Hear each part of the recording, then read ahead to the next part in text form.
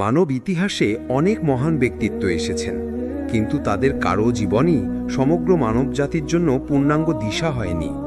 একমাত্র নবী মুহাম্মদ সাল্লাল্লাহু আলাইহি ওয়াসাল্লামের জীবনই হল আলো, দিশা ও পূর্ণাঙ্গ আদর্শ।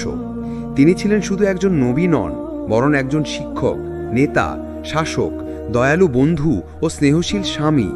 তার জীবন মানবতার প্রতিটি দিককে স্পর্শ করেছে। আল্লাহ বলেন, নিশ্চয়ই তোমাদের জন্য আল্লাহর রাসূলের জীবনে রয়েছে উৎকৃষ্ট দৃষ্টান্ত। সূরা আহজাব 21।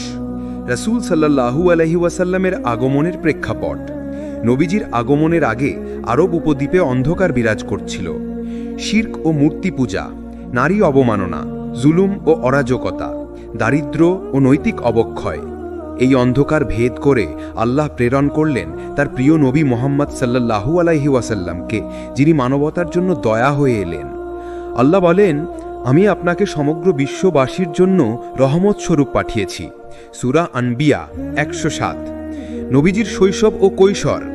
জন্ম 570 খ্রিস্টাব্দ মক্কায়। পিতার মৃত্যু গর্ভেই, মাতার মৃত্যু অল্প বয়সে। এতিম জীবনের কষ্ট তাকে দয়ালু ও সহানুভূতিশীল করে তুলেছিল। কৈশোর থেকেই তিনি সততা ও বিশ্বস্ততার জন্য পরিচিত ছিলেন। মক্কার মানুষ তাকে বলতো আল আমিন বা বিশ্বস্ত। নবুয়ত লাভ। 40 বছর বয়সে হীরা গুহায় ধ্যানরত অবস্থায় প্রথম ওহী নাজিল হল, পড়ুন আপনার রবের নামে যিনি সৃষ্টি করেছেন। সূরা আলাক 1। এরপর থেকে নবী সাল্লাল্লাহু আলাইহি ওয়াসাল্লামের জীবন এক নতুন দায়িত্বে আবদ্ধ হল, মানবতাকে আল্লাহর একত্ব ও তাওহীদের পথে আহ্বান। মক্কা যুগের দাওয়াত। প্রথম 13 বছর নবী সাল্লাল্লাহু আলাইহি ওয়াসাল্লাম মক্কায় ইসলাম প্রচার করেন। তিনি মানুষকে আহ্বান করলেন শিরক ত্যাগ করে এক আল্লাহর ইবাদতে। কষ্ট, নির্যাতন, উপহাস সবকিছু সহ্য করেও তিনি ধৈর্য হারাননি। ছোট্ট একটি মুমিন দল গড়ে ওঠে, যারা তার আলোতে দিশা পেল। মদিনা যুগ। ইসলামী সমাজ প্রতিষ্ঠা। হিজরতের পর মদিনায় ইসলামী সমাজ গড়ে ওঠে। মসজিদের নববী প্রতিষ্ঠা, মুহাজির ও আনসারের ভ্রাতৃত্ব, ন্যায়ভিত্তিক শাসন সবকিছুই নবী সাল্লাল্লাহু আলাইহি ওয়াসাল্লামের নেতৃত্বের অংশ। তিনি যুদ্ধ করেছেন, কিন্তু কখনো জুলুম করেননি। সর্বদা ন্যায় ও মানবতার শিক্ষা দিয়েছেন। নবীদের চরিত্র, আলোকিত দিক। সততা। তিনি কখনো মিথ্যা বলেননি। দয়া। এতিম, দরিদ্র, নারী, পশু সবাই তার দয়ার ছায়া পেয়েছে। ন্যায়পরায়ণতা। শত্রু হলেও কারো প্রতি অবিচার করেননি। ধৈর্য। কষ্ট ও নির্যাতনের সময় ধৈর্য হারাননি। ভালোবাসা। সাহাবীদের প্রতি তার ভালোবাসা ছিল পিতার মতো। মানবতার জন্য আলোর দিশা। নবীজির জীবন শুধু মুসলমানদের জন্য নয়, বরং সমগ্র মানবতার জন্য শিক্ষা। দরিদ্রের জন্য শিক্ষা, সহানুভূতি ও সাহায্য। ধনীর জন্য শিক্ষা, সম্পদকে আল্লাহর পথে ব্যয় করা। নেতাদের জন্য শিক্ষা, ন্যায় ও দায়িত্বশীল শাসন। পরিবারের জন্য শিক্ষা, ভালোবাসা, দয়া ও পারস্পরিক সহযোগিতা। বর্তমান যুগে নবীজির দিশা। আজকের পৃথিবীতে অশান্তি, অন্যায়, অবিচার, নৈতিক অবক্ষয় সবকিছু থেকে মুক্তি পেতে হলে আমাদের নবী সাল্লাল্লাহু আলাইহি ওয়াসাল্লামের আদর্শে ফিরে আসতে হবে। তিনি শিখিয়েছেন, সত্যবাদী হও, দয়ালু হও, অন্যায় করো না, আল্লাহকে ভয় করো, আখিরাতকে মনে রাখো। বাস্তব শিক্ষা। একজন যুবক যদি নবী সাল্লাল্লাহু আলাইহি ওয়াসাল্লামের সততা ও সাহসকে অনুসরণ করে, তবে সে সমাজের জন্য দিশারি হতে পারে। একজন মা যদি নবী সাল্লাল্লাহু আলাইহি ওয়াসাল্লামের পরিবারের প্রতি ভালোবাসা অনুসরণ করে, তবে তার ঘর জান্নাতের বাগান হয়ে উঠতে পারে। রাসূলুল্লাহ সাল্লাল্লাহু আলাইহি ওয়াসাল্লামের জীবন এক আলোকিত দিশা, যা মানবতাকে অন্ধকার থেকে মুক্তি দেয়।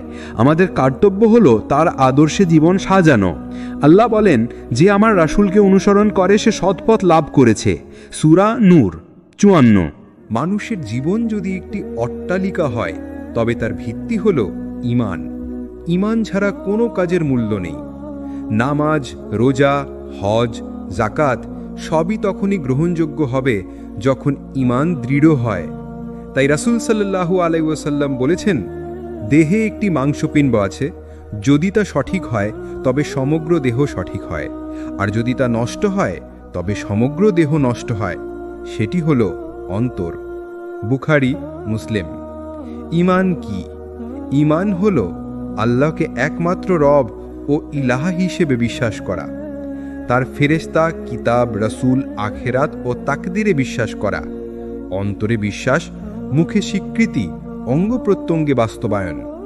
আল্লাহ বলেন, সফল হলো সেই মুমিনরা যারা তাদের রবের প্রতি ঈমান এনেছে। সূরা মুমিনুন 1-2। ঈমানের বৈশিষ্ট্য: দৃঢ় বিশ্বাস, কোনো সন্দেহ বা দ্বিধা ছাড়া আল্লাহকে একমাত্র উপাস্য মানা। আল্লাহর ভয় ও ভালোবাসা, আল্লাহর ভয় করা এবং তার শাস্তিকে ভয় করা।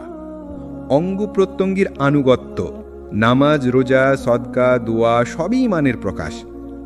ঈমান দুর্বল হলে, যখন ঈমান দুর্বল হয় তখন গুনাহে অভ্যস্ত হয়ে পড়ে মানুষ। নামাজে অলসতা আসে, দুনিয়ার প্রতি অতিরিক্ত আসক্তি হয়, আখিরাতের ভয় হারিয়ে যায়। রাসূল সাল্লাল্লাহু আলাইহি ওয়াসাল্লাম বলেছেন, মুমিনের ঈমান কখনো বাড়ে, কখনো কমে। মুসলিম। ঈমান দৃঢ় করার উপায়: কুরআন তিলাওয়াত। কুরআন হলো ঈমানের খাদ্য। প্রতিদিন কুরআন পাঠ ঈমানকে শক্তিশালী করে। নমাজে খুশু, মনোযোগ দিয়ে নামাজ পড়া অন্তরকে পরিশুদ্ধ করে। আল্লাহর স্মৃতি, জিকর, দোয়া ও ইস্তিগফার ঈমানকে জীবিত রাখে। সদকা ও নেক কাজ, অসহায়দের সাহায্য করা ঈমানকে দৃঢ় করে। সৎ পরিবেশ, ভালো বন্ধু ও মজলিসে থাকা ঈমানের জ্বালানি। সাহাবীদের ঈমানের উদাহরণ: আবু বকর রাসূলের হিজরতের সময় জীবন বাজি রেখেছিলেন। বিলালরা জুলুমের সময় বারবার বলেছিলেন, আহাদ আহাদ, অর্থাৎ এক আল্লাহ, এক আল্লাহ। খুবাইবরা মৃত্যুদণ্ডের সময়ও রাসূল সাল্লাল্লাহু আলাইহি ওয়াসাল্লামের প্রতি ভালোবাসায় অটল ছিলেন। তাদের ঈমানই তাদের জান্নাতের পথে এগিয়ে নিয়ে গেছিল। বর্তমান যুগে ঈমানের প্রয়োজন। আজকের যুগে নানা ফিতনা, দুনিয়ার মোহ, অশ্লীলতা ও অন্যায়, শিরক ও কুসংস্কার, অবিশ্বাস ও ধর্মবিদ্বেষ, এসব থেকে বাঁচতে হলে আমাদের ঈমানকে শক্তিশালী করতে হবে। বাস্তব শিক্ষা: একজন যুবক যার হাতে টাকা পয়সা ও সুযোগ ছিল, কিন্তু ঈমানের দৃঢ়তার কারণে সে হারাম কাজ থেকে বেঁচে গেল। কিয়ামতের দিন তার ঈমানই হবে মুক্তির কারণ। অন্যদিকে একজন ব্যক্তি দুনিয়ার চাকচিক্যে মগ্ন হয়ে ঈমানকে ভুলে গেল, শেষমেশ তার পরিণতি হল ব্যর্থতা। দোয়া: রাসূল সাল্লাল্লাহু আলাইহি সাল্লাম প্রায়ই এই দোয়া করতেন, হে অন্তর পরিবর্তনকারী, আমার অন্তরকে আপনার দ্বীনের উপর দৃঢ় রাখুন। তিরমিজি। ঈমান হলো মুমিনের জীবনের মূল ভিত্তি। দৃঢ় ঈমান ছাড়া দুনিয়ার জীবন আলোকিত হয় না, আখিরাতেও সফলতা পাওয়া যায় না। তাই আমাদের কর্তব্য হলো প্রতিদিন ঈমানকে শক্তিশালী করা, কুরআন, নামাজ, জিকর, সদকা ও তওবার মাধ্যমে। আল্লাহ বলেন, যারা ঈমান এনেছে এবং সৎ কাজ করেছে তাদের জন্য রয়েছে জান্নাত। সূরা বাকারা ৮২। মানুষের অন্তর সর্বদা প্রশান্তি খোঁজে। কেউ ধন সম্পদে খোঁজে, কেউ খ্যাতিতে, কেউ আবার আনন্দে। কিন্তু প্রকৃত প্রশান্তি আসে কেবল আল্লাহ এর ইবাদতে। বিশেষ করে নামাজ হলো সেই ইবাদত যা সরাসরি বান্দাকে তার রাবের সাথে সংযুক্ত করে। আল্লাহ বলেন, স্মরণ রেখো, আল্লাহর স্মরণেই অন্তর প্রশান্তি লাভ করে। সূরা রাদ ২৮। নামাজের মর্যাদা, ইসলামের স্তম্ভ। রাসূল আল্লাহু আকবার বলেছেন, ইসলামের ভিত্তি ৫টি বিষয় প্রতিষ্ঠিত: শাহাদাত, নামাজ, রোজা, যাকাত ও হজ। বুখারী, মুসলিম। কিয়ামতের প্রথম প্রশ্ন: কিয়ামতের দিনে বান্দার প্রথম হিসাব হবে নামাজ নিয়ে। যদি নামাজ সঠিক হয়, অন্য আমল সহজ হবে। মুমিনের পরিচয়: নামাজ মানুষকে অন্যদের থেকে আলাদা করে। যারা নামাজ প্রতিষ্ঠা করে তারা প্রকৃত মুমিন। নামাজের উপকারিতা: আল্লাহর সাথে সম্পর্ক। দিনে ৫ বার নামাজ বান্দাকে আল্লাহর সাথে সংযুক্ত করে। পাপ থেকে বিরত রাখা।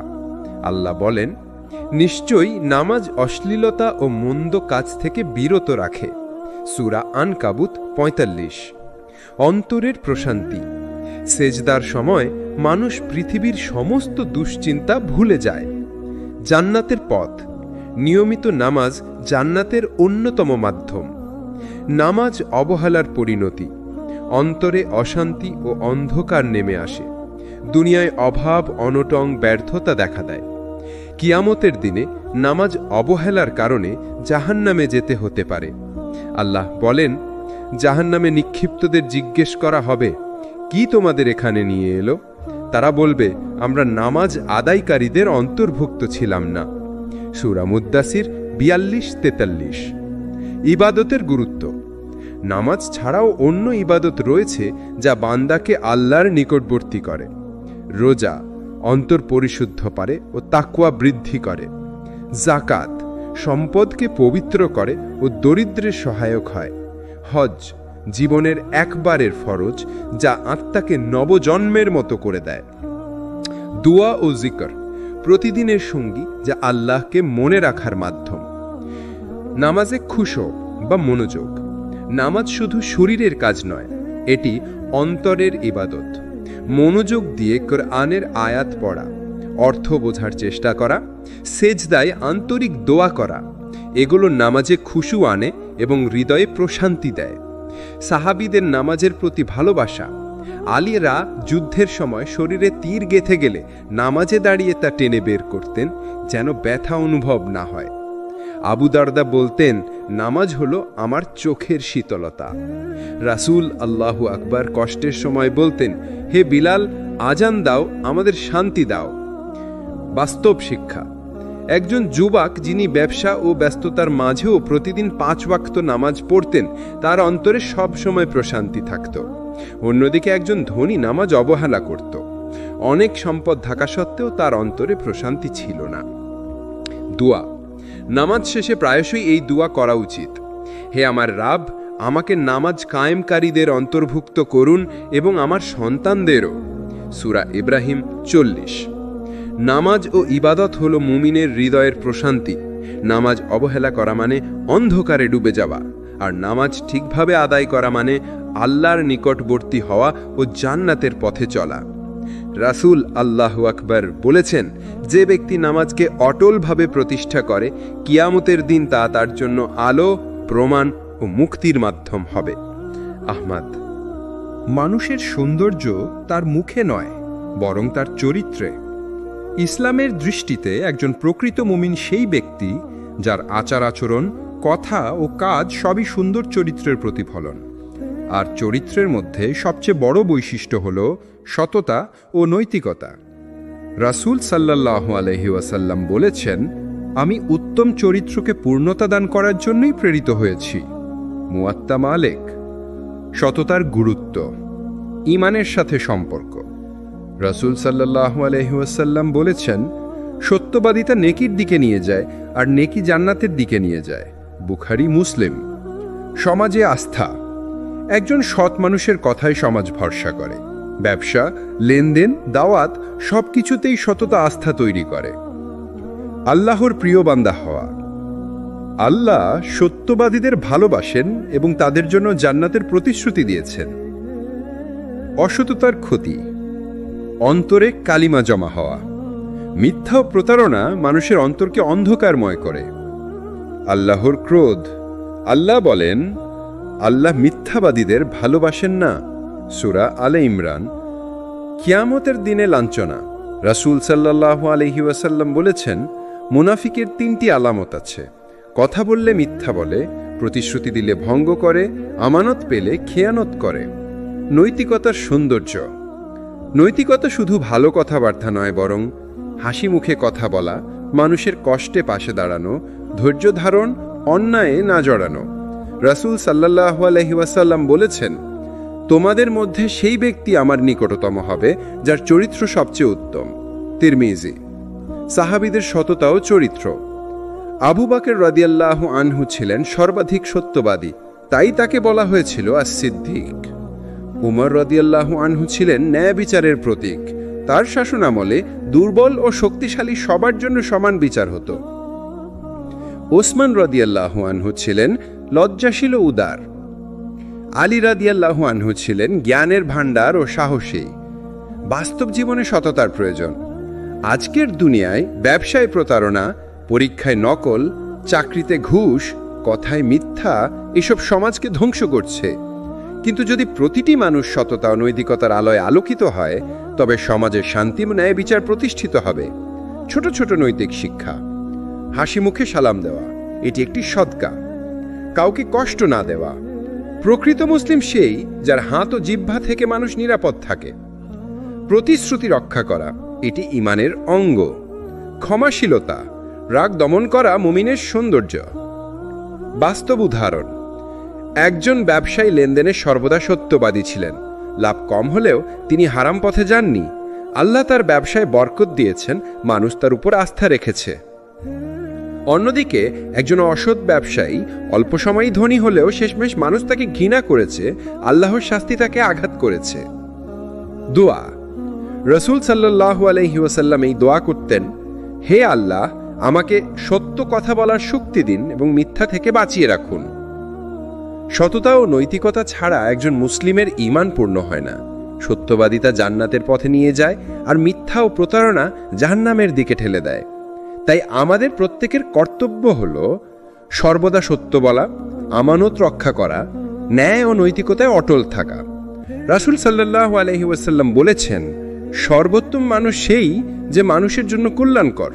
আহমদ। মানুষ সামাজিক জীব, একা একা সে বাঁচতে পারে না। তাই ইসলাম শুধু ব্যক্তিগত ইবাদতের কথা বলে না, বরং সমাজ গঠনের শিক্ষা দেয়। সেই সমাজ গঠনের মূল ভিত্তি হল সহানুভূতি ও ভ্রাতৃত্ব। রাসূল সাল্লাল্লাহু আলাইহি ওয়াসাল্লাম বলেছেন, মুমিনরা একে অপরের প্রতি ভালোবাসা, দয়া ও সহানুভূতিতে এক দেহের মতো। দেহের কোনো অঙ্গ ব্যথিত হলে সমগ্র দেহই জ্বরে আক্রান্ত হয়। বুখারী, মুসলিম। ইসলামে ভ্রাতৃত্বের গুরুত্ব, ঈমানের শর্ত। রাসূল সাল্লাল্লাহু আলাইহি ওয়াসাল্লাম বলেছেন, তোমাদের কেউ ততক্ষণ পর্যন্ত পূর্ণ মুমিন হতে পারবে না যতক্ষণ না সে তার ভাইয়ের জন্য সেই জিনিস পছন্দ করে যা সে নিজের জন্য পছন্দ করে। বুখারী, মুসলিম। সমাজে ঐক্য, ভ্রাতৃত্ব সমাজে বিভেদ দূর করে, ঐক্য স্থাপন করে।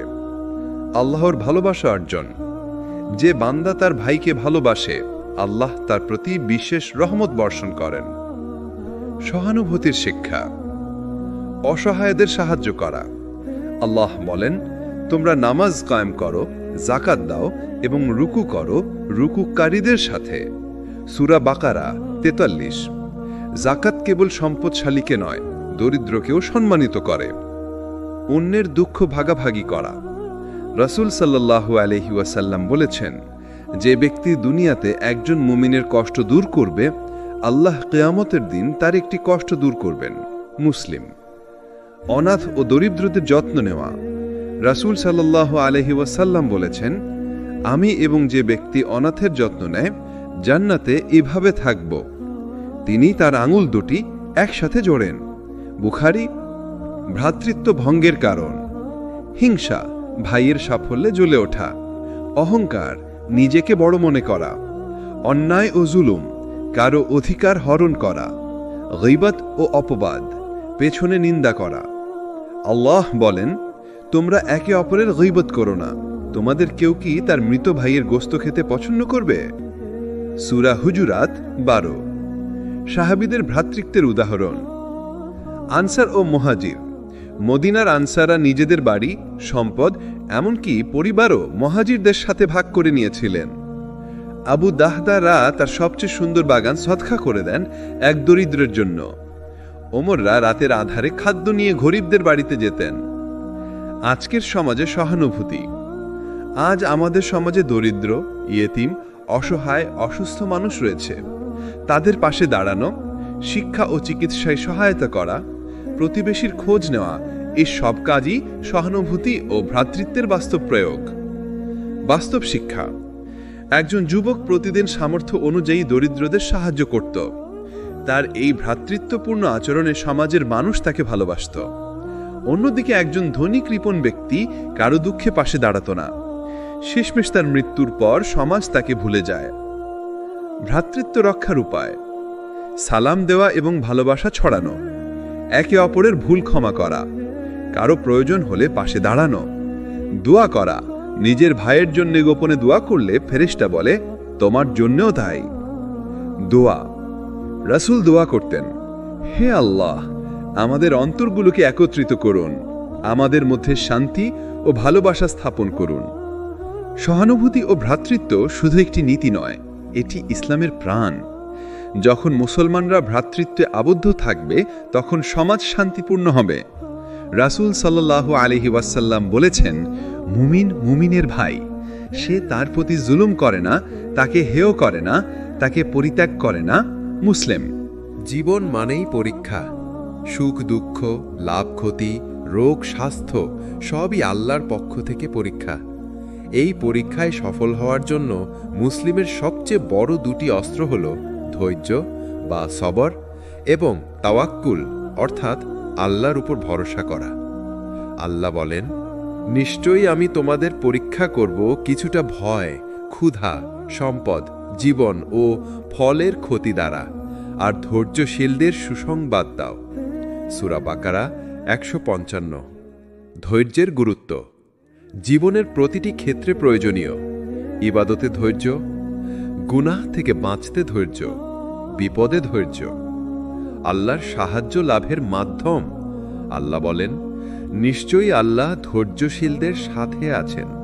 সূরা বাকারা ১৯৩। অপরিসীম প্রতিদান। আল্লাহ বলেন, ধৈর্যশীলদেরকে অগণিত প্রতিদান দেয়া হবে। সূরা জুমার ১০। তাওয়াক্কুলের গুরুত্ব আল্লাহর উপর ভরসা করা।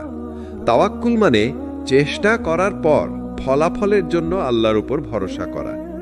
মুমিনের বৈশিষ্ট্য আল্লাহ বলেন, মুমিনরা আল্লাহর উপরই ভরসা করে। সূরা আলে ইমরান। কষ্টে প্রশান্তি আনে। যখন মানুষ ভাবে যে আল্লাহ আছেন, তিনি দেখছেন, তখন অন্তর শান্ত থাকে। ধৈর্য ও তাওয়াক্কুলের সম্পর্ক। ধৈর্য হল পরীক্ষায় স্থির থাকা। তাওয়াক্কুল হল পরীক্ষার ফলাফল আল্লাহর হাতে সমর্পণ করা। দুটি একসাথে থাকলে একজন মুসলিম কখনো ব্যর্থ হয় না। নবীদের উদাহরণ আইয়ুব আলাইহিস সালাম বছরের পর বছর অসুস্থ ছিলেন, কিন্তু ধৈর্য হারাননি। বলেছিলেন, রাব্বি, আমাকে কষ্ট স্পর্শ করেছে, আর আপনি সবচেয়ে দয়ালু। আল্লাহ তাকে শিফা ও বরকত দান করেছিলেন।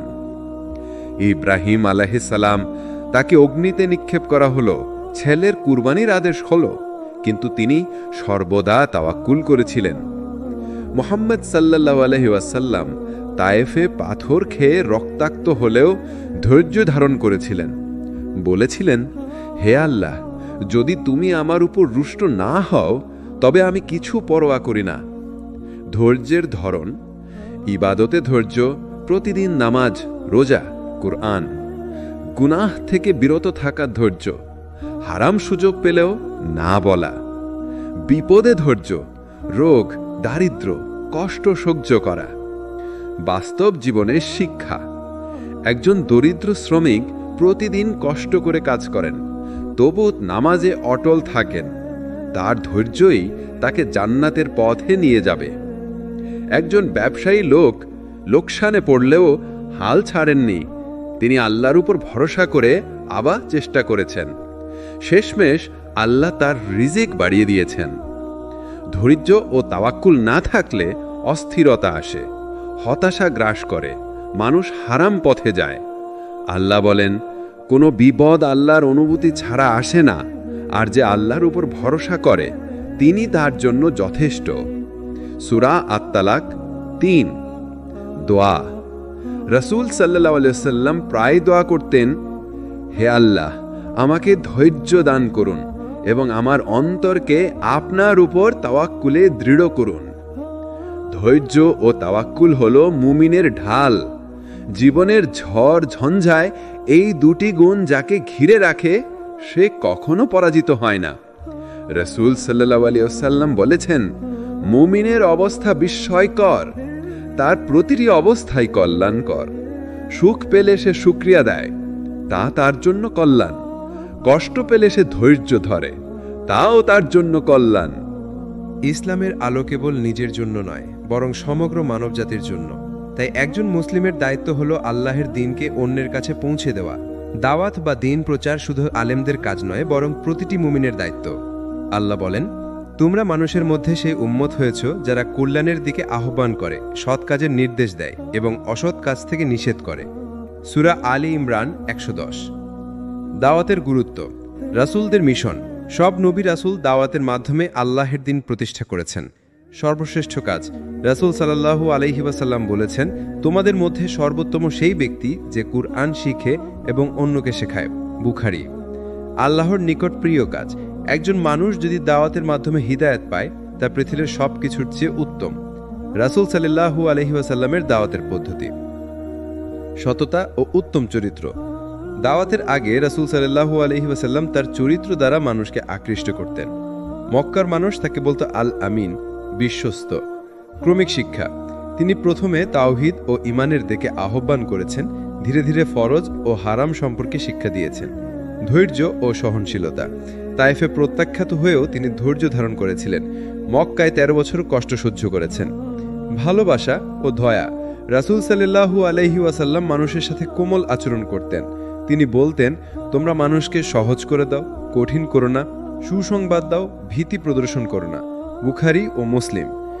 দাওয়াতের উপায়, কুরআন ও সুন্নাহর আলোকে কথা বলা, নিজের মতামত নয় বরং আল্লাহ ও তার রাসূল সাল্লাল্লাহু আলাইহি ওয়াসাল্লামের বাণী পৌঁছে দেওয়া।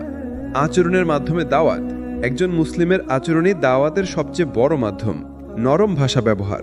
আল্লাহ মুসা আলাইহিকে ফিরআউনের কাছে পাঠিয়ে বলেছিলেন, তার সাথে কোমল ভাষায় কথা বলো। সূরা তোহা 44। আধুনিক মাধ্যম ব্যবহার। আজকের যুগে বই, ভিডিও, সামাজিক যোগাযোগ মাধ্যম দাওয়াতের গুরুত্বপূর্ণ উপায়। দাওয়াতের প্রতিবন্ধকতা। অজ্ঞতা। জ্ঞান না থাকলে মানুষ দাওয়াত বুঝতে পারে না। অহংকার। ফেরাউনের মতো অনেকে অহংকারে হিদায়াত গ্রহণ করে না। সমাজের চাপ। অনেকেই সমাজের ভয়ে দিনের কথা বলে না। ধৈর্যের অভাব। দাওয়াতের কাজ সহজ নয়। কষ্ট, উপহাস, বিরোধিতা সহ্য করতে হয়। সাহাবীদের দাওয়াত। মুসআব বিন উমাইর রাদি মদিনায় গিয়ে অল্প সময়ে অসংখ্য মানুষকে ইসলামে দাওয়াত দিয়েছিলেন। আবু বকর রাদি তার দাওয়াতের মাধ্যমে উসমান, তলহা, জুবায়ের, সাদ সহ অনেক বড় সাহাবী ইসলাম গ্রহণ করেছিলেন। উমর রাদিয়াল্লাহু আনহু ইসলাম গ্রহণের পর দাওয়াতের শক্তি দ্বিগুণ হয়ে গিয়েছিল। বাস্তব শিক্ষা। একজন সাধারণ মানুষ যিনি অফিসে নামাজ পড়েন, হারাম থেকে বিরত থাকেন এবং সৎভাবে চলেন, তার আচরণই অনেককে দাওয়াতের দিকে আকৃষ্ট করে। অন্যদিকে কেউ যদি নামাজ পড়ে কিন্তু মিথ্যা বলে, প্রচারণা করে, তাহলে তার দিনের দাওয়াত গ্রহণযোগ্য হয় না। দাওয়াতের শিষ্টাচার। নিজে আমল করা, তারপর দাওয়াত দেওয়া। ধৈর্যশীল হওয়া। মানুষের স্তর অনুযায়ী শিক্ষা দেওয়া। গোপনে এবং প্রকাশ্যে দাওয়াতের ভারসাম্য রাখা। দোয়া। রাসূল সাল্লাল্লাহু আলাইহি ওয়াসাল্লাম দোয়া করতেন, হে আল্লাহ, আমার কথাগুলো মানুষের অন্তরে গ্রহণযোগ্য করে দিন। দাওয়াত ও দিন প্রচার হলো ইসলামের প্রাণ। রাসূল সাল্লাল্লাহু আলাইহি ওয়াসাল্লামের জীবন আমাদের শিক্ষা দেয়, সততা, ধৈর্য, ভালোবাসা ও জ্ঞানের মাধ্যমে মানুষকে দিনের দিকে আহ্বান করতে হবে। আল্লাহ বলেন, তুমি তোমার প্রভুর পথে আহ্বান করো জ্ঞান ও সুন্দর উপদেশের মাধ্যমে, আর তাদের সাথে উত্তমভাবে বিতর্ক করো। সূরা নাহাল 125। ইসলাম শুধু ব্যক্তিগত জীবন ও সমাজ গঠনের কথা বলে না, পারিবারিক জীবনকেও গুরুত্ব দেয়। পারিবারিক সম্পর্ক হল সমাজের ভিত্তি। যদি পরিবার সুসংহত ও শান্তিপূর্ণ হয়, সমাজও শান্ত হয়। রাসূল সাল্লাল্লাহু আলাইহি ওয়াসাল্লাম বলেছেন, নিশ্চয়ই সবচেয়ে উত্তম তোমাদের মধ্যে সেই ব্যক্তি যার চরিত্র তার পরিবারের জন্যও ভালো। তিরমিজি। পরিবারে ইসলামী মূল্যবোধ। ভালোবাসা। পরিবারে ভালোবাসা থাকতে হবে, তা না হলে মনোবল ও শান্তি হারায়। শান্তি ও সহমর্মিতা। অভ্যন্তরীণ শান্তি সন্তান ও জীবনসঙ্গীর হৃদয়েও ছড়িয়ে পড়ে। দায়িত্ব পালন। পিতার দায়িত্ব সন্তানদের নৈতিক শিক্ষা দেওয়া, মা সন্তানদের স্নেহ ও শৃঙ্খলা প্রদান। ধৈর্য ও সহনশীলতা। পরিবারে ছোটখাটো বিরোধ ও ভুল বোঝাবুঝি থাকবে, ধৈর্য রাখতে হবে। নবী সাল্লাল্লাহু আলাইহি ওয়াসাল্লামের পারিবারিক জীবন হাজার দিক্কির উদাহরণ। তিনি স্ত্রীদের প্রতি কোমল ছিলেন, কখনো রাগে অপ্রয়োজনীয় কথা বলতেন না। সন্তানদের সাথে খেলতেন, হাসতেন, তাদের শিক্ষা দিতেন। সন্তানদের প্রতি দয়া। হাফসা, ফাতিমা, হাসিমদের সাথে কোমল আচরণ, তাদেরকে নামাজ ও ঈমান শিক্ষা দেওয়া। স্ত্রীদের প্রতি সম্মান। খালিদা রাদিয়াল্লাহ, আয়েশা রাদিয়াল্লাহ, সকল স্ত্রীর সঙ্গে সদয় ও ন্যায়পরায়ণ আচরণ। পারিবারিক বিতর্কে শান্তভাবে সমাধান। পারিবারিক সম্পর্কের মূলনীতি। পতি ও স্ত্রীর সম্পর্ক। সম্মান, ভালোবাসা, সহানুভূতি। আল্লাহর সেবা হিসেবে পরিবারকে দেখা। সন্তান ও অভিভাবক। সন্তানদের নৈতিক শিক্ষা, নামাজ ও কোরআনের শিক্ষা। উদাহরণ হিসেবে জীবনযাপন। প্রবীণ ও বৃদ্ধের যত্ন। বাবা মা বা বৃদ্ধের সেবা ও শ্রদ্ধা। রাসূল সাল্লাল্লাহু আলাইহি ওয়াসাল্লাম বলেন, মায়ের সাথে ভালো ব্যবহার করো, যাতে আল্লাহ তোমার সাথে দয়া করুক। বুখারী ও মুসলিম। পারিবারিক জীবনের চ্যালেঞ্জ, মতবিরোধ ও কল্পনাপ্রসূত সমস্যা সহজভাবে সমাধান করা উচিত। অর্থনৈতিক চাপ, পরিবারে বোঝা ভাগ করে নেওয়া, সময় ব্যবস্থাপনা, সন্তান, পরিবার ও ইবাদতের মধ্যে ভারসাম্য বজায় রাখা। বাস্তব উদাহরণ, হাশিমি পরিবার। নবী তার পরিবারকে সর্বদা ইবাদতে অনুপ্রাণিত করতেন। আজকের যুগে একটি মুসলিম পরিবার যদি নামাজ, সদকা, দয়া ও সম্মান বজায় রাখে, তার সন্তানও সৎ চরিত্রের হবে। পরিবারকে আলোকিত রাখার উপায়, প্রতিদিন কিছু সময় পরিবারের সাথে কাটানো, সন্তানদের নৈতিক শিক্ষা ও আল্লাহ ভয় শেখানো, স্ত্রী বা স্বামীকে সম্মান ও ভালোবাসা দেখানো, সমস্যা সমাধানের সংযম ও ধৈর্য ধারণ করা। দোয়া, রাসূল সাল্লাল্লাহু আলাইহি ওয়াসাল্লাম দোয়া করতেন, হে আল্লাহ, আমাদের পরিবারকে শান্তি, ভালোবাসা ও নৈতিকতায় পূর্ণ করো, আমাদের সন্তানদেরকে সত্যের পথে চলতে সাহায্য করো। পারিবারিক জীবন হলো সমাজের প্রাথমিক কোষ। নবী সাল্লাল্লাহু আলাইহি ওয়াসাল্লামের জীবন আমাদের শেখায় পরিবারকে ভালোবাসা, ধৈর্য ও আল্লাহ ভয় পরিচালনা করতে হবে। যে পরিবার আল্লাহর পথে পরিচালিত হয়, তার সন্তানের মাধ্যমে সমাজেও আলো ছড়ায়। মানুষের জীবন হল দুনিয়া ও আখেরাতের সমন্বয়।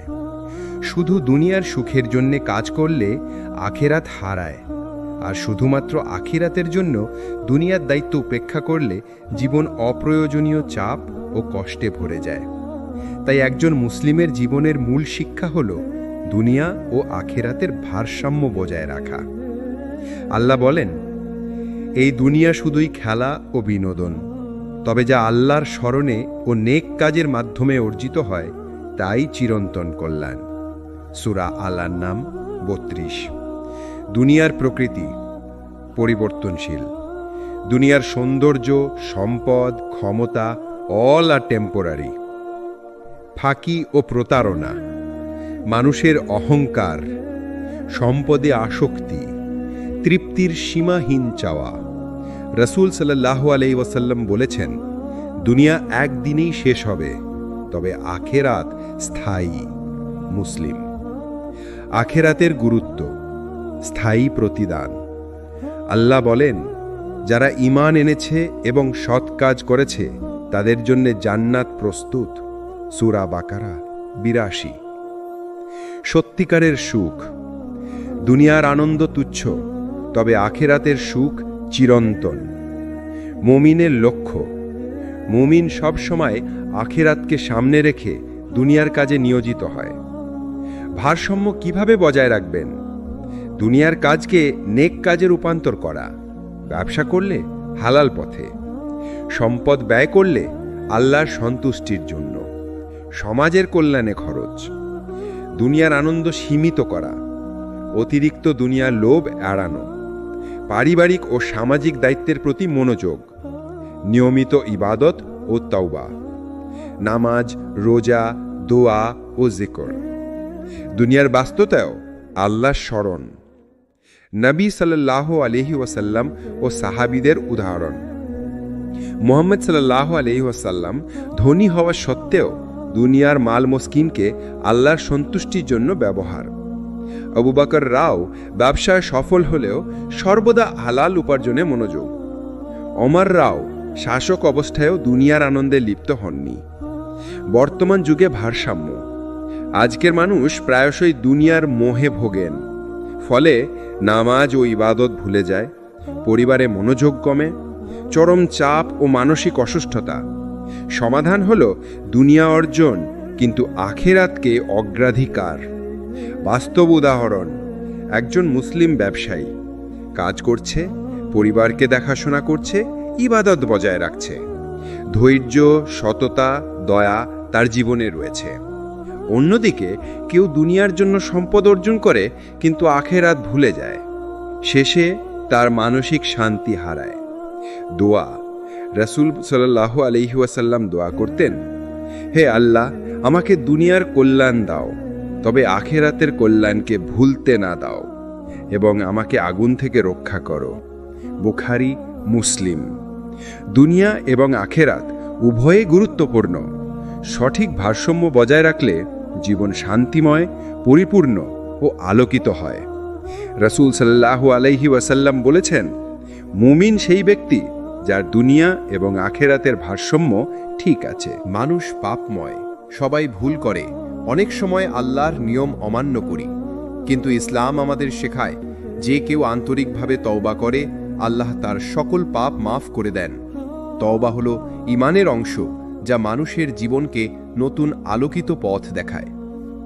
আল্লাহ বলেন, যে ব্যক্তি পাপ করে তারপর তা থেকে দ্রুত তওবা করে, নিশ্চয়ই আল্লাহ তার তওবা গ্রহণ করেন, তিনি খুব ক্ষমাশীল, দয়ালু। সূরা নিসা 17। তওবার গুরুত্ব। আল্লাহর নৈকট্য। তওবা মানুষকে আল্লাহর নিকটে নিয়ে আসে, পাপের বোঝা কমানো, অন্তরে শান্তি ফিরে আসে, আখিরাতের জন্য সুরক্ষা, কিয়ামতের দিন পাপের বোঝা হালকা হয়। রাসূল সাল্লাল্লাহু আলাইহি ওয়াসাল্লাম বলেছেন, যে ব্যক্তি পাপ করে এবং সে জানে যেটা ভুল, তারপর তওবা করে, আল্লাহ তাকে দয়া করে ক্ষমা করেন। তিরমিজি। তওবার শর্ত। আন্তরিকতা, পাপের জন্য হৃদয় থেকে আফসোস করা, পাপ ত্যাগ করা, সত্যি পাপের কাজ বন্ধ করা, পূর্ববর্তী ক্ষতি পূরণ করার চেষ্টা, যদি অন্যকে ক্ষতি করা হয়ে থাকে তার জন্য সাদকা, ক্ষমা বা সাহায্য করা, ভবিষ্যতে ফিরে না যাওয়া, পুনরায় সেই পাপ করা এড়ানো। তওবার ধরন। নামাজ ও দোয়ার মাধ্যমে।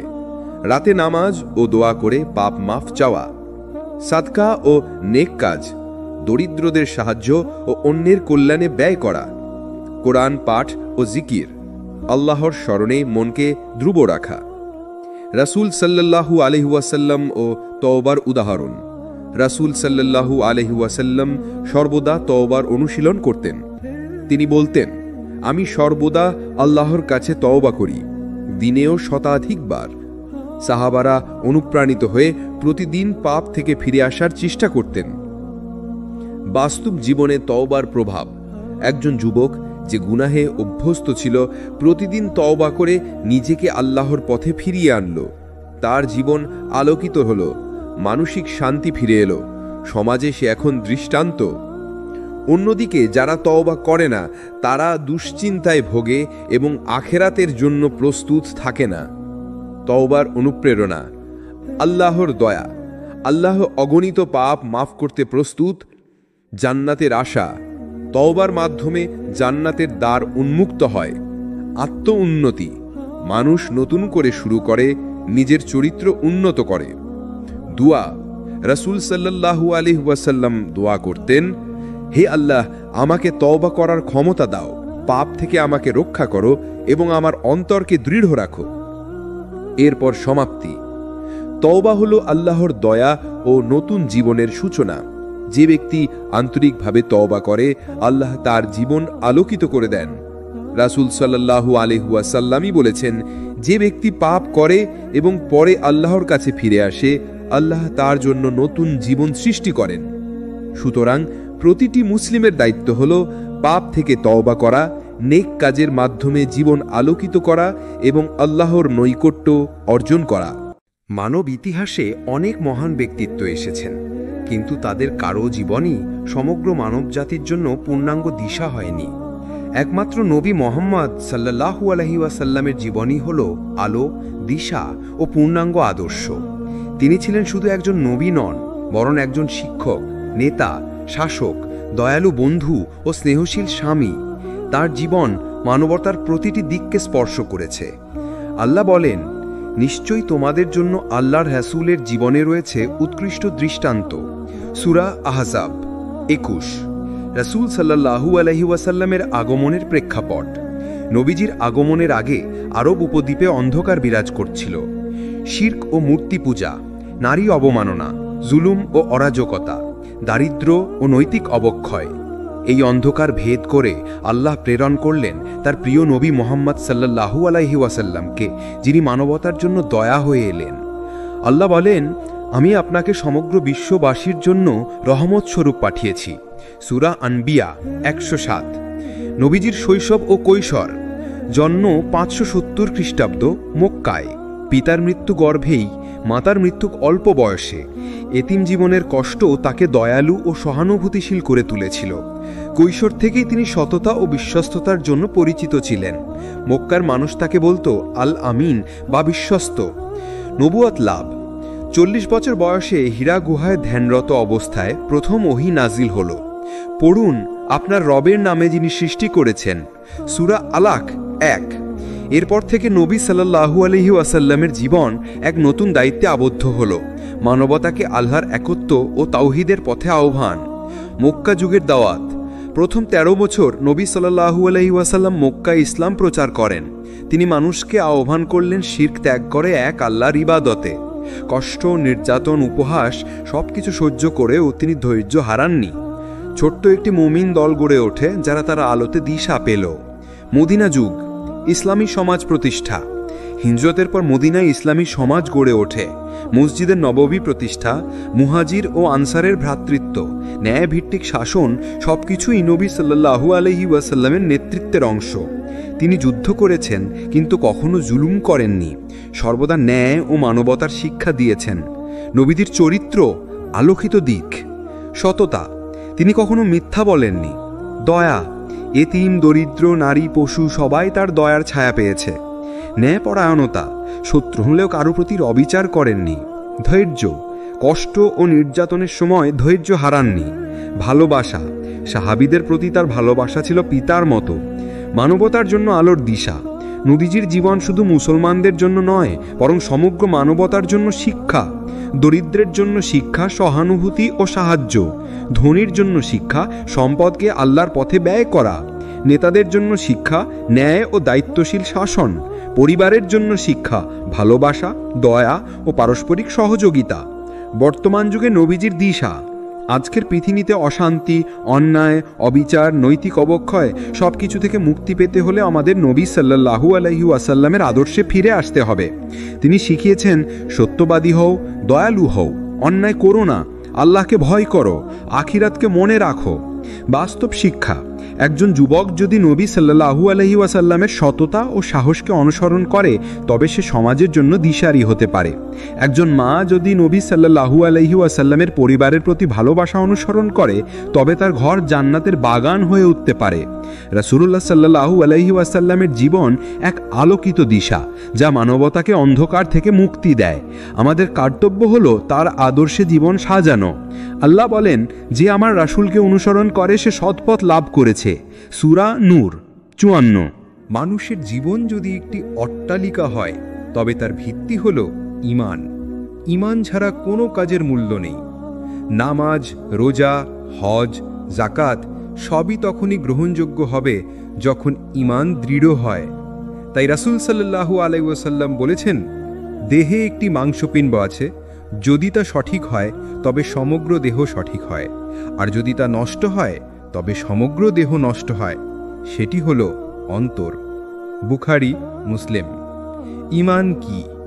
ঈমান হল আল্লাহকে একমাত্র রব ও ইলাহা হিসেবে বিশ্বাস করা, তার ফেরেশতা, কিতাব, রাসূল, আখিরাত ও তাকদীরে বিশ্বাস করা। অন্তরে বিশ্বাস, মুখে স্বীকৃতি, অঙ্গ প্রত্যঙ্গে বাস্তবায়ন। আল্লাহ বলেন, সফল হলো সেই মুমিনরা যারা তাদের রবের প্রতি ঈমান এনেছে। সূরা মুমিনুন 1-2। ঈমানের বৈশিষ্ট্য। দৃঢ় বিশ্বাস, কোনো সন্দেহ বা দ্বিধা ছাড়া আল্লাহকে একমাত্র উপাস্য মানা। আল্লাহর ভয় ও ভালোবাসা, আল্লাহর ভয় করা এবং তার শাস্তিকে ভয় করা। অঙ্গ প্রত্যঙ্গের আনুগত্য, নামাজ, রোজা, সদকা, দোয়া সবই ঈমানের প্রকাশ। ঈমান দুর্বল হলে? যখন ঈমান দুর্বল হয় তখন গুনাহে অভ্যস্ত হয়ে পড়ে মানুষ। নামাজে অলসতা আসে, দুনিয়ার প্রতি অতিরিক্ত আসক্তি হয়, আখিরাতের ভয় হারিয়ে যায়।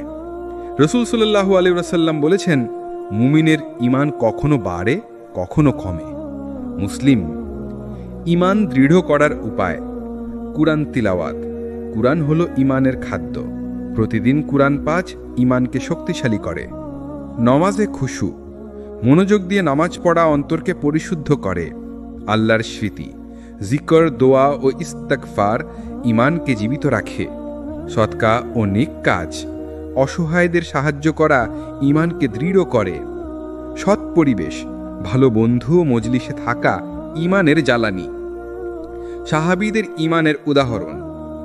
আবু বকর রাসূলের হিজরতের সময় জীবন বাজি রেখেছিলেন। বিলালরা জুলুমের সময় বারবার বলেছিলেন আহাদ আহাদ, অর্থাৎ এক আল্লাহ এক আল্লাহ। খুবাইবরা মৃত্যুদণ্ডের সময়ও রাসূল সাল্লাল্লাহু আলাইহি ওয়াসাল্লামের প্রতি ভালোবাসায় অটল ছিলেন। তাদের ঈমানই তাদের জান্নাতের পথে এগিয়ে নিয়ে গেছিল। বর্তমান যুগে ঈমানের প্রয়োজন।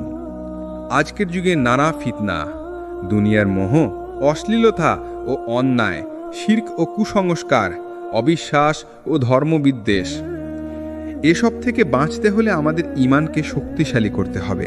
বাস্তব শিক্ষা। একজন যুবক যার হাতে টাকা পয়সা ও সুযোগ ছিল, কিন্তু ঈমানের দৃঢ়তার কারণে সে হারাম কাজ থেকে বেঁচে গেল। কিয়ামতের দিন তার ঈমানই হবে মুক্তির কারণ। অন্যদিকে একজন ব্যক্তি দুনিয়ার চাকচিক্যে মগ্ন হয়ে ঈমানকে ভুলে গেল, শেষমেশ তার পরিণতি হল ব্যর্থতা। দোয়া। রাসূল সাল্লাল্লাহু আলাইহি সাল্লাম প্রায়ই এই দোয়া করতেন, হে অন্তর পরিবর্তনকারী, আমার অন্তরকে আপনার দিনের উপর দৃঢ় রাখুন। তিরমিজি। ঈমান হল মুমিনের জীবনের মূল ভিত্তি। দৃঢ় ঈমান ছাড়া দুনিয়ার জীবন আলোকিত হয় না, আখিরাতেও সফলতা পাওয়া যায় না। তাই আমাদের কর্তব্য হল প্রতিদিন ঈমানকে শক্তিশালী করা, কুরআন, নামাজ, জিকির, সদকা ও তওবার মাধ্যমে। আল্লাহ বলেন, যারা ঈমান এনেছে এবং সৎ কাজ করেছে তাদের জন্য রয়েছে জান্নাত। সূরা বাকারা ৮২। মানুষের অন্তর সর্বদা প্রশান্তি খোঁজে। কেউ ধন সম্পদে খোঁজে, কেউ খ্যাতিতে, কেউ আবার আনন্দে। কিন্তু প্রকৃত প্রশান্তি আসে কেবল আল্লাহ এর ইবাদতে। বিশেষ করে নামাজ হলো সেই ইবাদত যা সরাসরি বান্দাকে তার রাবের সাথে সংযুক্ত করে। আল্লাহ বলেন, স্মরণ রেখো, আল্লাহর স্মরণেই অন্তর প্রশান্তি লাভ করে। সূরা রাদ ২৮। নামাজের মর্যাদা। ইসলামের স্তম্ভ। রাসূল আল্লাহু আকবার বলেছেন, ইসলামের ভিত্তি ৫টি বিষয় প্রতিষ্ঠিত: শাহাদাত, নামাজ, রোজা, যাকাত ও হজ। বুখারী, মুসলিম। কিয়ামতের প্রথম প্রশ্ন। কিয়ামতের দিনে বান্দার প্রথম হিসাব হবে নামাজ নিয়ে। যদি নামাজ সঠিক হয়, অন্য আমল সহজ হবে। মুমিনের পরিচয়। নামাজ মানুষকে অন্যদের থেকে আলাদা করে। যারা নামাজ প্রতিষ্ঠা করে তারা প্রকৃত মুমিন। নামাজের উপকারিতা। আল্লাহর সাথে সম্পর্ক।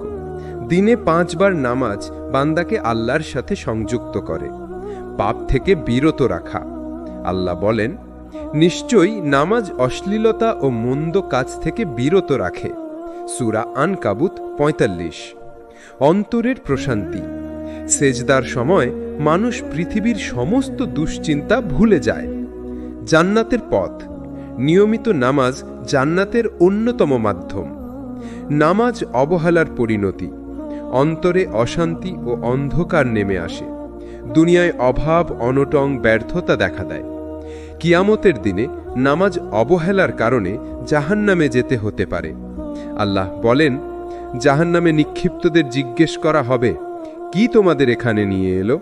তারা বলবে, আমরা নামাজ আদায়কারীদের অন্তর্ভুক্ত ছিলাম না।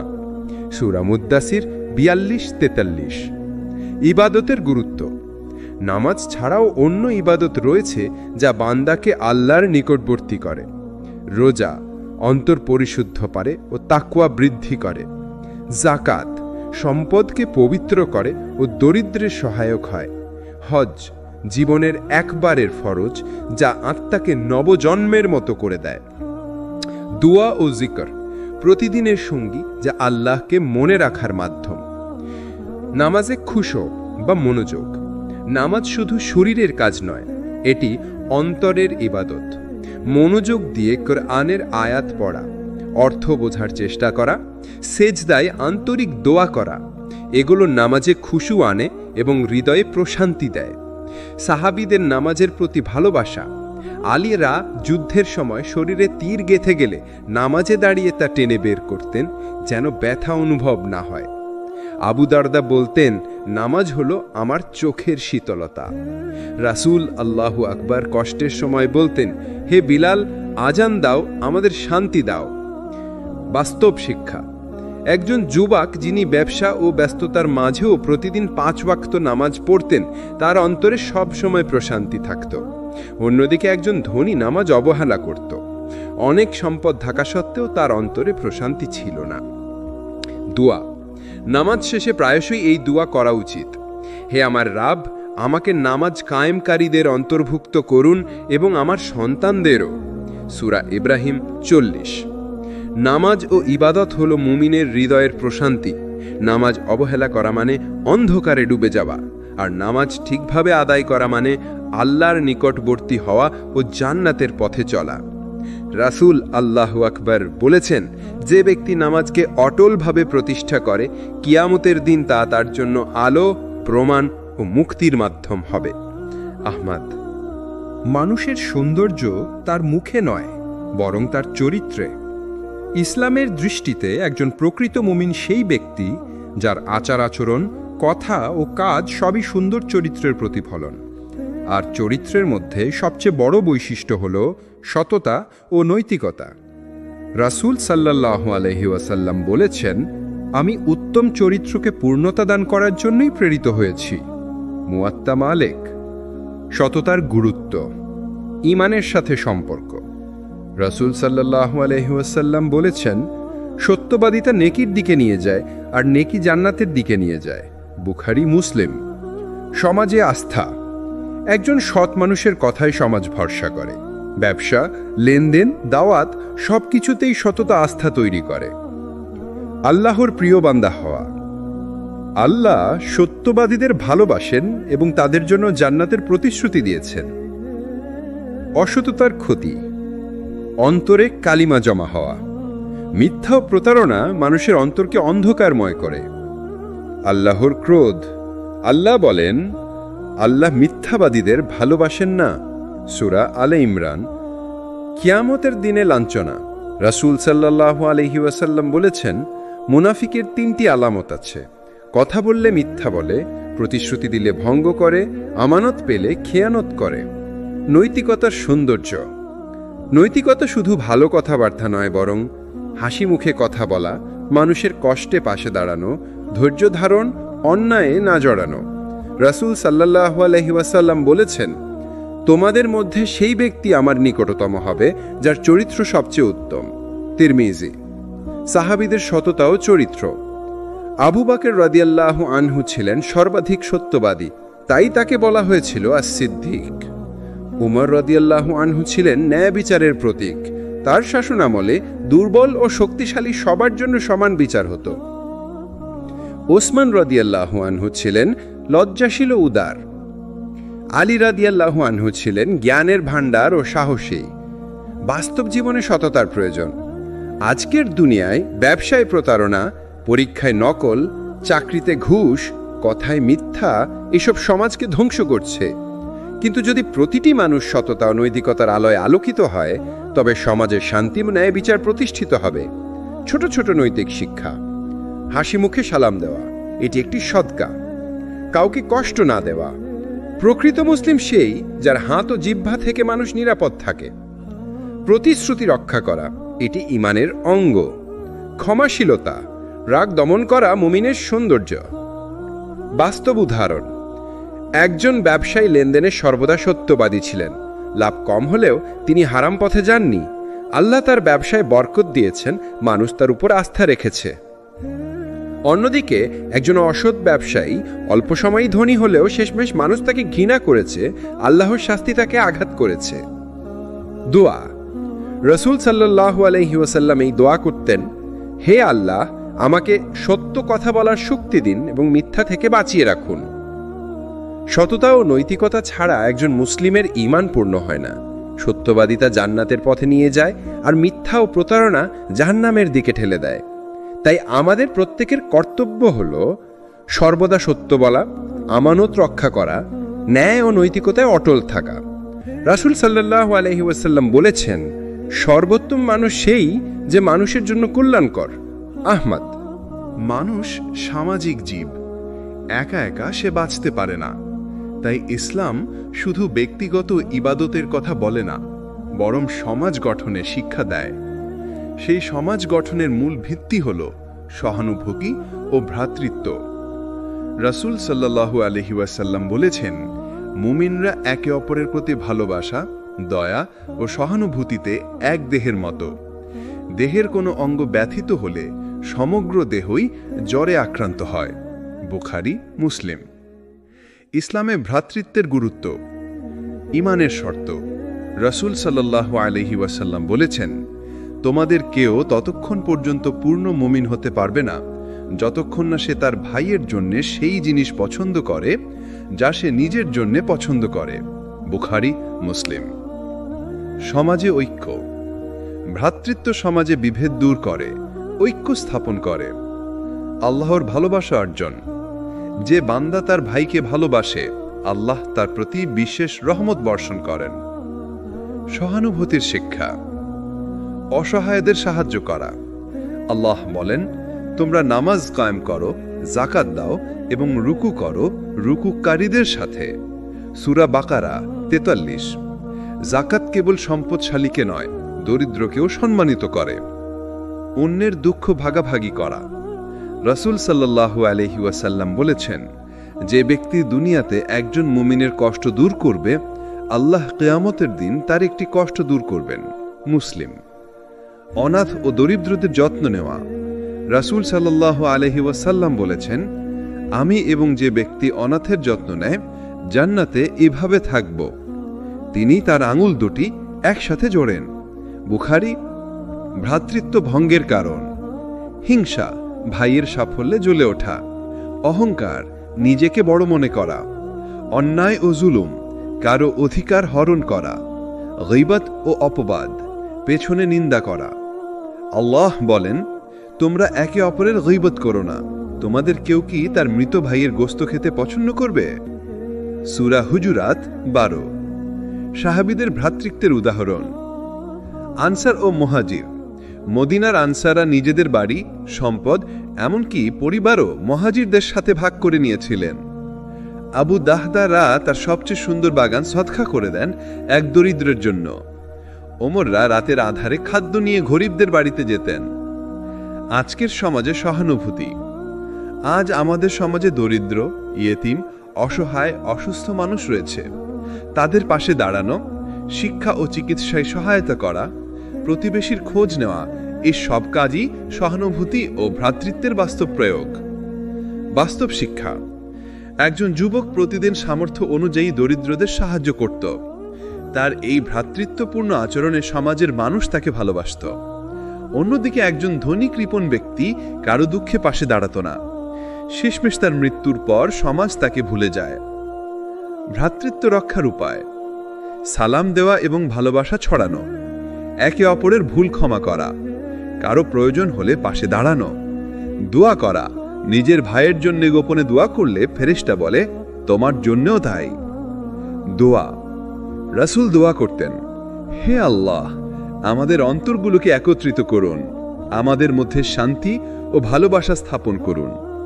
সহানুভূতি ও ভ্রাতৃত্ব শুধু একটি নীতি নয়, এটি ইসলামের প্রাণ। যখন মুসলমানরা ভ্রাতৃত্বে আবদ্ধ থাকবে, তখন সমাজ শান্তিপূর্ণ হবে। রাসূল সাল্লাল্লাহু আলাইহি ওয়াসাল্লাম বলেছেন, মুমিন মুমিনের ভাই। সে তার প্রতি জুলুম করে না, তাকে হেয় করে না, তাকে পরিত্যাগ করে না। মুসলিম। জীবন মানেই পরীক্ষা। সুখ দুঃখ, লাভ ক্ষতি, রোগ স্বাস্থ্য সবই আল্লাহর পক্ষ থেকে পরীক্ষা।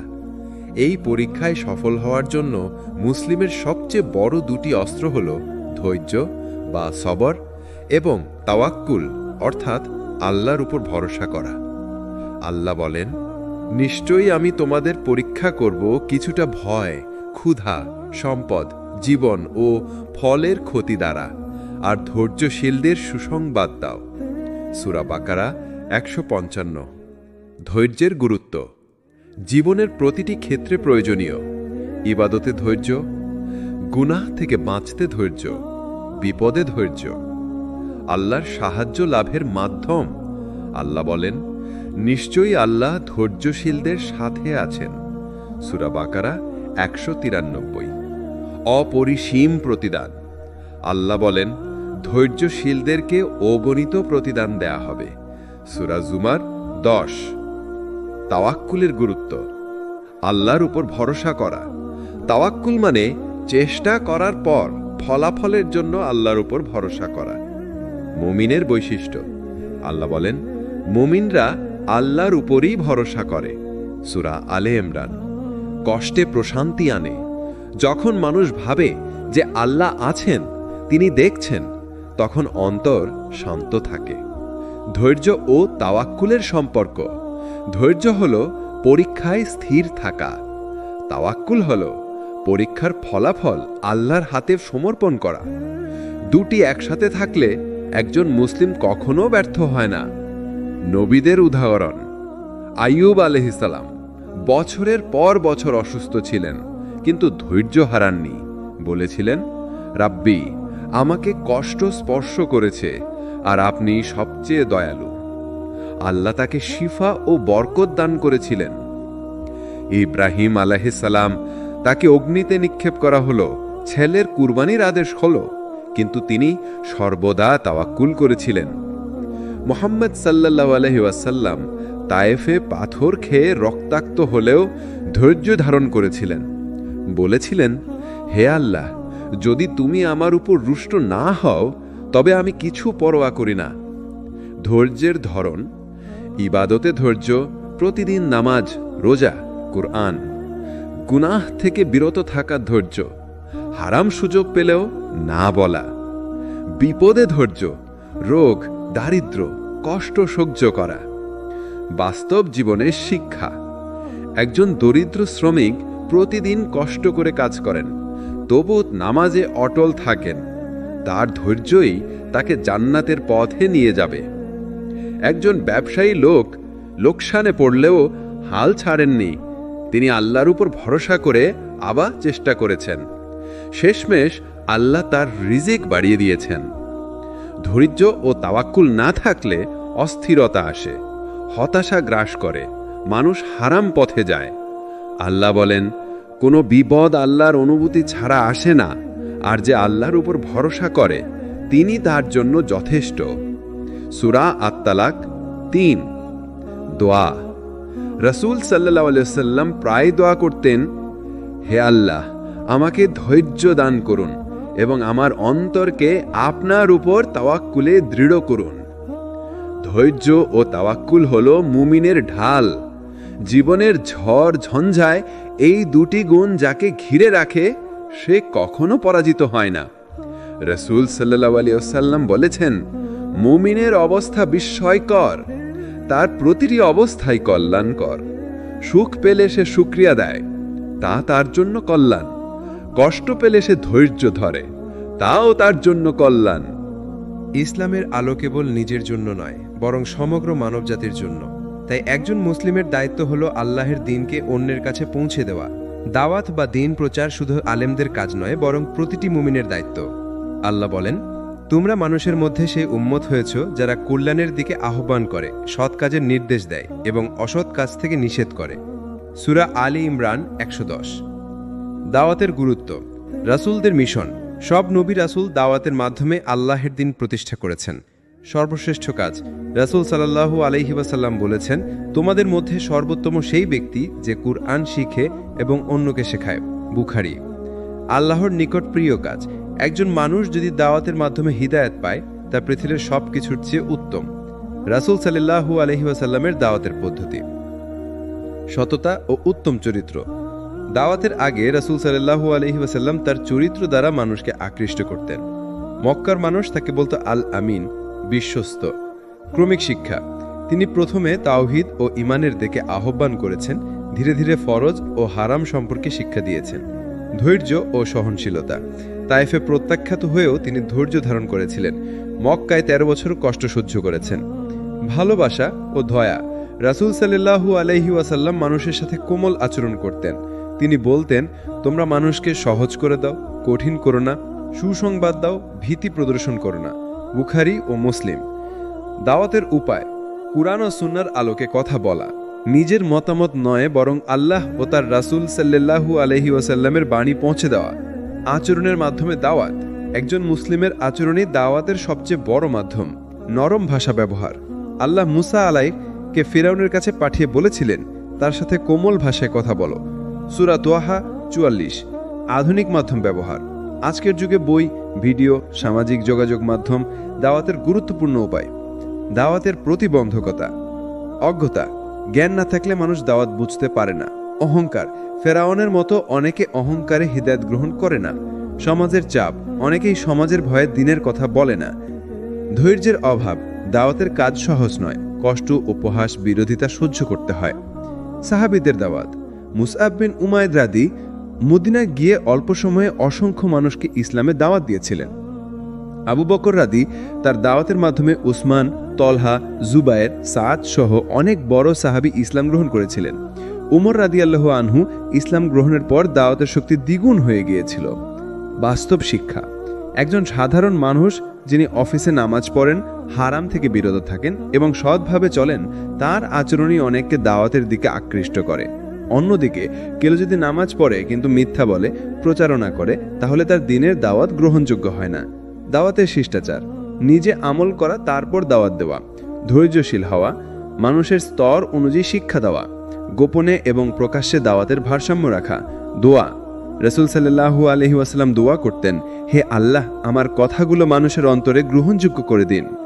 দাওয়াত ও দিন প্রচার হলো ইসলামের প্রাণ।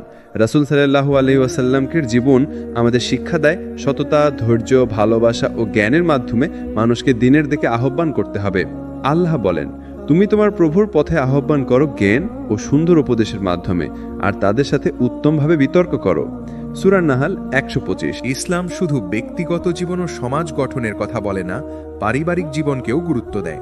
পারিবারিক সম্পর্ক হলো সমাজের ভিত্তি। যদি পরিবার সুসংহত ও শান্তিপূর্ণ হয়, সমাজও শান্ত হয়। রাসূল সাল্লাল্লাহু আলাইহি ওয়াসাল্লাম বলেছেন, নিশ্চয়ই সবচেয়ে উত্তম তোমাদের মধ্যে সেই ব্যক্তি যার চরিত্র তার পরিবারের জন্যও ভালো। তিরমিজি। পরিবারে ইসলামী মূল্যবোধ। ভালোবাসা। পরিবারে ভালোবাসা থাকতে হবে, তা না হলে মনোবলও শান্তি হারায়। শান্তি ও সহমর্মিতা। অভ্যন্তরীণ শান্তি সন্তান ও জীবনসঙ্গীর হৃদয়েও ছড়িয়ে পড়ে। দায়িত্ব পালন। পিতার দায়িত্ব সন্তানদের নৈতিক শিক্ষা দেওয়া, মা সন্তানদের স্নেহ ও শৃঙ্খলা প্রদান। ধৈর্য ও সহনশীলতা। পরিবারে ছোটখাটো বিরোধ ও ভুল বোঝাবুঝি থাকবে, ধৈর্য রাখতে হবে। নবী সাল্লাল্লাহু আলাইহি ওয়াসাল্লামের পারিবারিক জীবন হাজার দিক্কির উদাহরণ। তিনি স্ত্রীদের প্রতি কোমল ছিলেন, কখনো রাগে অপ্রয়োজনীয় কথা বলতেন না। সন্তানদের সাথে খেলতেন, হাসতেন, তাদের শিক্ষা দিতেন। সন্তানদের প্রতি দয়া। হাফসা, ফাতিমা, হাসিনদের সাথে কোমল আচরণ, তাদেরকে নামাজ ও ঈমান শিক্ষা দেওয়া। স্ত্রীদের প্রতি সম্মান। খালিদা রাদিয়াল্লাহ, আয়েশা রাদিয়াল্লাহ, সকল স্ত্রীর সঙ্গে সদয় ও ন্যায়পরায়ণ আচরণ। পারিবারিক বিতর্কে শান্তভাবে সমাধান। পারিবারিক সম্পর্কের মূলনীতি। পতি ও স্ত্রীর সম্পর্ক। সম্মান, ভালোবাসা, সহানুভূতি। আল্লাহর সেবা হিসেবে পরিবারকে দেখা। সন্তান ও অভিভাবক। সন্তানদের নৈতিক শিক্ষা, নামাজ ও কোরআনের শিক্ষা। উদাহরণ হিসেবে জীবনযাপন। প্রবীণ ও বৃদ্ধের যত্ন। বাবা মা বা বৃদ্ধের সেবা ও শ্রদ্ধা। রাসূল সাল্লাল্লাহু আলাইহি ওয়াসাল্লাম বলেন, মায়ের সাথে ভালো ব্যবহার করো, যাতে আল্লাহ তোমার সাথে দয়া করুক। বুখারী ও মুসলিম। পারিবারিক জীবনের চ্যালেঞ্জ, মতবিরোধ ও কল্পনাপ্রসূত সমস্যা সহজভাবে সমাধান করা উচিত। অর্থনৈতিক চাপ, পরিবারে বোঝা ভাগ করে নেওয়া। সময় ব্যবস্থাপনা, সন্তান, পরিবার ও ইবাদতের মধ্যে ভারসাম্য বজায় রাখা। বাস্তব উদাহরণ, হাশিমি পরিবার। নবী তার পরিবারকে সর্বদা ইবাদতে অনুপ্রাণিত করতেন। আজকের যুগে একটি মুসলিম পরিবার যদি নামাজ, সদকা, দয়া ও সম্মান বজায় রাখে, তার সন্তানও সৎ চরিত্রের হবে। পরিবারকে আলোকিত রাখার উপায়, প্রতিদিন কিছু সময় পরিবারের সাথে কাটানো, সন্তানদের নৈতিক শিক্ষা ও আল্লাহ ভয় শেখানো, স্ত্রী বা স্বামীকে সম্মান ও ভালোবাসা দেখানো, সমস্যা সমাধানের সংযম ও ধৈর্য ধারণ করা। দোয়া। রাসূল সাল্লাল্লাহু আলাইহি ওয়াসাল্লাম দোয়া করতেন, হে আল্লাহ, আমাদের পরিবারকে শান্তি, ভালোবাসা ও নৈতিকতায় পূর্ণ করো। আমাদের সন্তানদেরকে সত্যের পথে চলতে সাহায্য করো। পারিবারিক জীবন হলো সমাজের প্রাথমিক কোষ। নবী সাল্লাল্লাহু আলাইহি ওয়াসাল্লামের জীবন আমাদের শেখায় পরিবারকে ভালোবাসা, ধৈর্য ও আল্লাহ ভয় পরিচালনা করতে হবে। যে পরিবার আল্লাহর পথে পরিচালিত হয়, তার সন্তানের মাধ্যমে সমাজেও আলো ছড়ায়। মানুষের জীবন হল দুনিয়া ও আখেরাতের সমন্বয়। শুধু দুনিয়ার সুখের জন্য কাজ করলে আখেরাত হারায়, আর শুধুমাত্র আখিরাতের জন্য দুনিয়ার দায়িত্ব উপেক্ষা করলে জীবন অপ্রয়োজনীয় চাপ ও কষ্টে ভরে যায়। তাই একজন মুসলিমের জীবনের মূল শিক্ষা হল দুনিয়া ও আখেরাতের ভারসাম্য বজায় রাখা। আল্লাহ বলেন, এই দুনিয়া শুধুই খেলা ও বিনোদন, তবে যা আল্লাহর স্মরণে ও নেক কাজের মাধ্যমে অর্জিত হয় তাই চিরন্তন কল্যাণ। সূরা আল নাম ৩২। দুনিয়ার প্রকৃতি পরিবর্তনশীল। দুনিয়ার সৌন্দর্য, সম্পদ, ক্ষমতা অল আর টেম্পোরারি। ফাঁকি ও প্রতারণা, মানুষের অহংকার, সম্পদে আসক্তি, তৃপ্তির সীমাহীন চাওয়া। রাসূল সাল্লাল্লাহু আলাইহি ওয়াসাল্লাম বলেছেন, দুনিয়া একদিনেই শেষ হবে, তবে আখেরাত স্থায়ী। মুসলিম। আখেরাতের গুরুত্ব, স্থায়ী প্রতিদান। আল্লাহ বলেন, যারা ঈমান এনেছে এবং সৎ কাজ করেছে তাদের জন্য জান্নাত প্রস্তুত। সূরা বাকারা ৮২। সত্যিকারের সুখ, দুনিয়ার আনন্দ তুচ্ছ, তবে আখেরাতের সুখ চিরন্তন। মুমিনের লক্ষ্য, মুমিন সবসময় আখেরাতকে সামনে রেখে দুনিয়ার কাজে নিয়োজিত হয়। ভারসাম্য কিভাবে বজায় রাখবেন? দুনিয়ার কাজকে নেক কাজে রূপান্তর করা, ব্যবসা করলে হালাল পথে, সম্পদ ব্যয় করলে আল্লাহর সন্তুষ্টির জন্য, সমাজের কল্যাণে খরচ, দুনিয়ার আনন্দ সীমিত করা, অতিরিক্ত দুনিয়ার লোভ এড়ানো, পারিবারিক ও সামাজিক দায়িত্বের প্রতি মনোযোগ, নিয়মিত ইবাদত ও তাওবা, নামাজ, রোজা, দোয়া ও জিকির। দুনিয়ার বাস্তবতায়ও আল্লাহর স্মরণ। নবী সাল্লাল্লাহু আলাইহি ওয়াসাল্লাম ও সাহাবীদের উদাহরণ। মুহাম্মদ সাল্লাল্লাহু আলাইহি ওয়াসাল্লাম ধনী হওয়া সত্ত্বেও দুনিয়ার মাল মস্কিনকে আল্লাহর সন্তুষ্টির জন্য ব্যবহার। আবু বকর রাও ব্যবসায় সফল হলেও সর্বদা হালাল উপার্জনে মনোযোগ। ওমর রাও শাসক অবস্থায়ও দুনিয়ার আনন্দে লিপ্ত হননি। বর্তমান যুগে ভারসাম্য। আজকের মানুষ প্রায়শই দুনিয়ার মোহে ভোগেন, ফলে নামাজ ও ইবাদত ভুলে যায়, পরিবারে মনোযোগ কমে, চরম চাপ ও মানসিক অসুস্থতা। সমাধান হল দুনিয়া অর্জন, কিন্তু আখেরাতকে অগ্রাধিকার। বাস্তব উদাহরণ, একজন মুসলিম ব্যবসায়ী কাজ করছে, পরিবারকে দেখাশোনা করছে, ইবাদত বজায় রাখছে। ধৈর্য, সততা, দয়া তার জীবনে রয়েছে। অন্যদিকে কেউ দুনিয়ার জন্য সম্পদ অর্জন করে কিন্তু আখেরাত ভুলে যায়, শেষে তার মানসিক শান্তি হারায়। দোয়া। রাসূল সাল্লাল্লাহু আলাইহি ওয়াসাল্লাম দোয়া করতেন, হে আল্লাহ, আমাকে দুনিয়ার কল্যাণ দাও, তবে আখেরাতের কল্যাণকে ভুলতে না দাও, এবং আমাকে আগুন থেকে রক্ষা করো। বুখারী, মুসলিম। দুনিয়া এবং আখেরাত উভয়ে গুরুত্বপূর্ণ। সঠিক ভারসাম্য বজায় রাখলে জীবন শান্তিময়, পরিপূর্ণ ও আলোকিত হয়। রাসূল সাল্লাল্লাহু আলাইহি ওয়াসাল্লাম বলেছেন, মুমিন সেই ব্যক্তি যার দুনিয়া এবং আখেরাতের ভারসাম্য ঠিক আছে। মানুষ পাপময়, সবাই ভুল করে, অনেক সময় আল্লাহর নিয়ম অমান্য করি, কিন্তু ইসলাম আমাদের শেখায় যে কেউ আন্তরিকভাবে তওবা করে আল্লাহ তার সকল পাপ মাফ করে দেন। তওবা হলো ঈমানের অংশ, যা মানুষের জীবনকে নতুন আলোকিত পথ দেখায়। আল্লাহ বলেন, যে ব্যক্তি পাপ করে তারপর তা থেকে দ্রুত তওবা করে, নিশ্চয়ই আল্লাহ তার তওবা গ্রহণ করেন, তিনি খুব ক্ষমাশীল, দয়ালু। সূরা নিসা ১৭। তওবার গুরুত্ব। আল্লাহর নৈকট্য। তওবা মানুষকে আল্লাহর নিকটে নিয়ে আসে। পাপের বোঝা কমানো, অন্তরে শান্তি ফিরে আসে। আখিরাতের জন্য সুরক্ষা। কিয়ামতের দিন পাপের বোঝা হালকা হয়। রাসূল সাল্লাল্লাহু আলাইহি ওয়াসাল্লাম বলেছেন, যে ব্যক্তি পাপ করে এবং সে জানে যেটা ভুল, তারপর তওবা করে, আল্লাহ তাকে দয়া করে ক্ষমা করেন। তিরমিজি। তওবার শর্ত। আন্তরিকতা, পাপের জন্য হৃদয় থেকে আফসোস করা, পাপ ত্যাগ করা, সত্যি পাপের কাজ বন্ধ করা, পূর্ববর্তী ক্ষতি পূরণ করার চেষ্টা, যদি অন্যকে ক্ষতি করা হয়ে থাকে তার জন্য সাদকা, ক্ষমা বা সাহায্য করা, ভবিষ্যতে ফিরে না যাওয়া, পুনরায় সেই পাপ করা এড়ানো। তওবার ধরন। নামাজ ও দোয়ার মাধ্যমে। রাতে নামাজ ও দোয়া করে পাপ মাফ চাওয়া। সাদকা ও নেক কাজ, দরিদ্রদের সাহায্য ও অন্যের কল্যাণে ব্যয় করা, কোরআন পাঠ ও জিকির, আল্লাহর স্মরণে মনকে ধ্রুব রাখা। রাসূল সাল্লাল্লাহু আলাইহি ওয়াসাল্লাম ও তওবার উদাহরণ। রাসূল সাল্লাল্লাহু আলাইহি ওয়াসাল্লাম সর্বদা তওবার অনুশীলন করতেন। তিনি বলতেন, আমি সর্বদা আল্লাহর কাছে তওবা করি, দিনেও শতাধিকবার। সাহাবারা অনুপ্রাণিত হয়ে প্রতিদিন পাপ থেকে ফিরে আসার চেষ্টা করতেন। বাস্তব জীবনে তওবার প্রভাব। একজন যুবক যে গুনাহে অভ্যস্ত ছিল, প্রতিদিন তওবা করে নিজেকে আল্লাহর পথে ফিরিয়ে আনল। তার জীবন আলোকিত হল, মানসিক শান্তি ফিরে এলো, সমাজে সে এখন দৃষ্টান্ত। অন্যদিকে যারা তওবা করে না, তারা দুশ্চিন্তায় ভোগে এবং আখেরাতের জন্য প্রস্তুত থাকে না। তওবার অনুপ্রেরণা। আল্লাহর দয়া। আল্লাহ অগণিত পাপ মাফ করতে প্রস্তুত। জান্নাতের আশা। তওবার মাধ্যমে জান্নাতের দ্বার উন্মুক্ত হয়।